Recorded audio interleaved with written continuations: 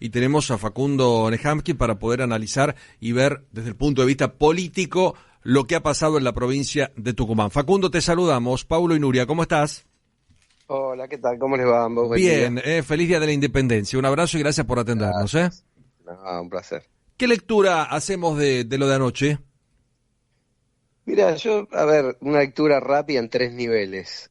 Por un lado, evidentemente hay un mejoramiento en la gestión política por parte del gobierno de Javier Milei que le permite construir un escenario de las características del que vimos ayer, ¿no? Pensemos en un presidente con gobernadores cero.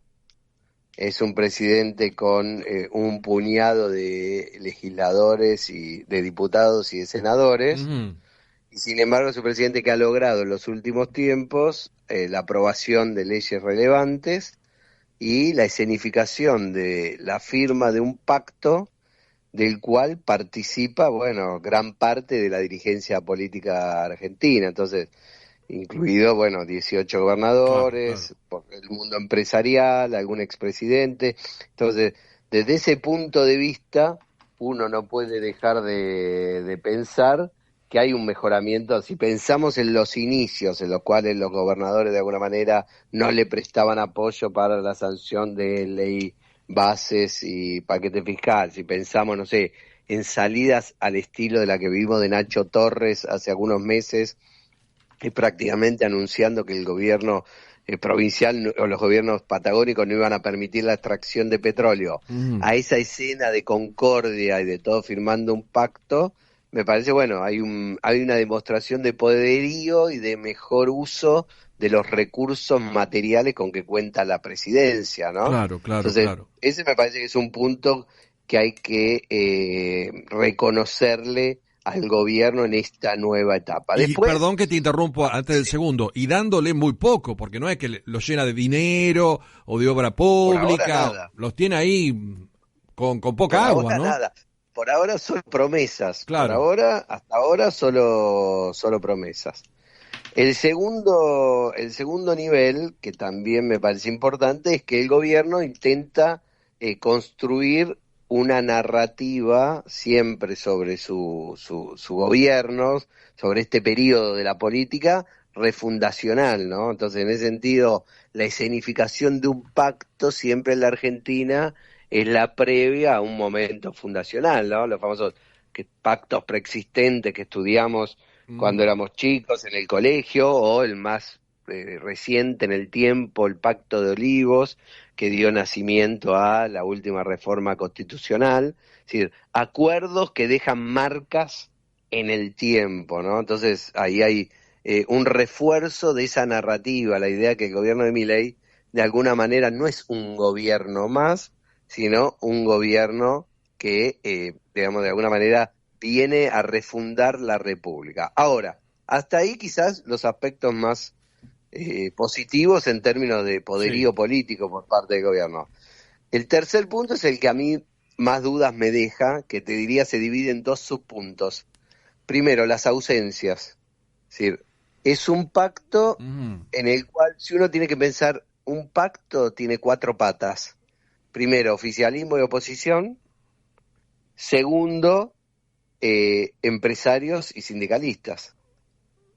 No vi ayer a los sindicalistas, es decir, a la mesa le falta Claro. una pata. No vi ayer a los principales referentes de la oposición. Había, es cierto, gobernadores peronistas, pero falta el gobernador de la provincia que gobierna el Sí. 40% de los Y es argentinos. clave. Entonces, entonces la pregunta es, los pactos uno se imagina como situaciones en las cuales se sientan a la mesa gente que piensa distinto, cada uno cede un poquito con la idea de ganar más a futuro, ¿no? Mm. Entonces cedemos, yo acepto que vos te llevas algo, vos aceptás que yo me llevo algo, y a cambio de eso dejamos algo. No veo ese ejercicio en este pacto todavía, por ahora parece más bien un decálogo de buenas intenciones, y el presidente recién anuncia ayer la formación de un consejo que va a ser el que operativice este acuerdo. Entonces, es como si vos y yo intercambiamos un bien, por ejemplo, yo te vendo una casa y primero firmamos la escritura y después le ponemos el precio. Entonces, ¿cómo sabemos que nos vamos a poner de acuerdo sobre el precio? Pues lo lógico sería primero negociar el precio y después lo después otro. firmar Claro, la escritura. Entonces, la pregunta es, ¿esto significa que el gobierno de Milei puede ser exitoso o no? Yo te diría que no depende de esto. Sí que depende de esto. Depende de que estos cambios sean sustentables en el tiempo. O sea, la pregunta es, el único aspecto que tiene números de este acuerdo, vamos a reducir el gasto público del 40 al 25%. Pero eso lo van a hacer. Por ejemplo, si gana el peronismo la próxima elección o la otra, ¿va a cumplir eso? Si falta la mitad o más de la firma del peronismo. ¿Cómo sabemos que eso se va a cumplir en el tiempo? Entonces, ahí están las dudas que me genera la sustentabilidad del pacto. Es decir, ¿cuánto se puede sostener en el tiempo un pacto del cual no forman parte mayorías importantes de la Argentina? Bueno, ¿no? porque los verdaderos acuerdos, Facundo, buen día, Nuria soy, los verdaderos acuerdos son con aquellos que no piensan igual que yo, ¿no? Decíamos esto con Paulo a la mañana temprano, para acordar con los que piensan parecido a mí es como más fácil.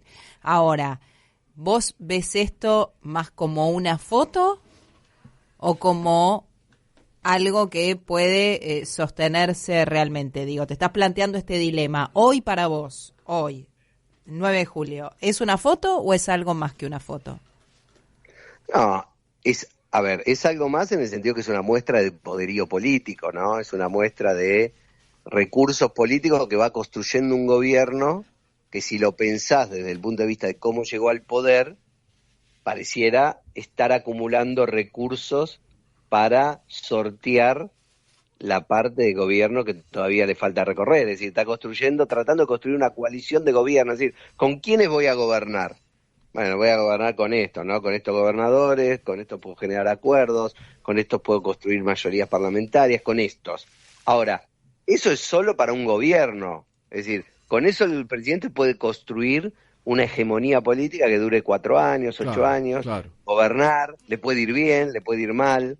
Ahora, con eso no construye un pacto que deja una marca indeleble en la historia argentina. Para eso tenés que tener sentado, como decían ustedes seguramente más temprano, a los todos que piensan distinto, y a los que, por lo menos a los que piensan distinto a vos, ¿no? Sí, claro. Lo bueno que vos planteabas, y esto es cierto, hay una debilidad porque no tiene un gobernador, porque tiene muy pocos diputados, muy pocos senadores, no tiene intendente. La verdad que es escasísimo lo que tiene y dentro bueno, sabíamos que los que no iban eran cantados y fueron 18, ¿no? Claro, en esa escasez entendemos también, si pensamos de dónde viene Milei, cómo llegó en estos 6 meses, 18 no es poca cosa. Que podría Eso estar peor, tema, ¿no? Porque para acordar el acuerdo se necesita hacerlo con alguien que no piensa igual que exacto, vos. Exacto.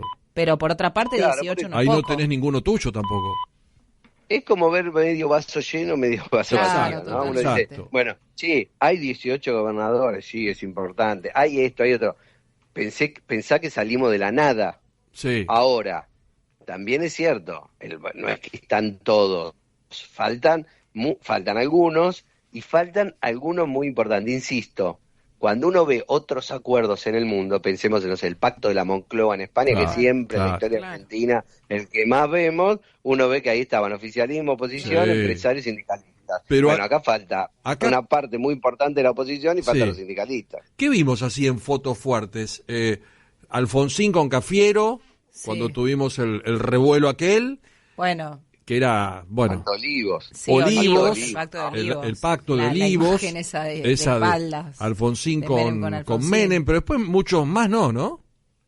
Es que no es tan común en la historia que haya situaciones de pactos que sean tan fundacionales. Bueno, vimos los pactos preexistentes que derivan en los acuerdos constitucionales y en la fundación de la República, y vimos el Pacto Olivo. Después, en general, la dinámica de la política es más de confrontación que de acuerdos públicos, porque los acuerdos uno exhibe cosas que va a ceder. Y a los políticos no les gusta mostrar que ceden, salvo que haya una ganancia para todos más adelante. Entonces decimos, bueno, sí, no sé, a ver, hacemos un acuerdo sobre la educación todos juntos, entonces todos cedemos algo para que los niños en el futuro...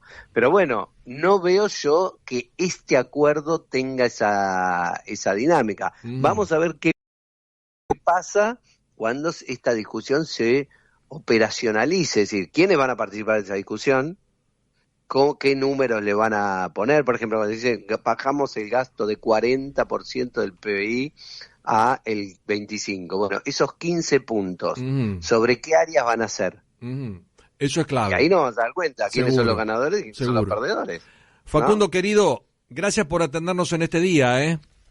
No, le mando un abrazo que grande. tengas un lindo martes. Muchísimas gracias, ¿eh? Gracias. El señor Facundo Nehamkin, analizando políticamente lo que vimos.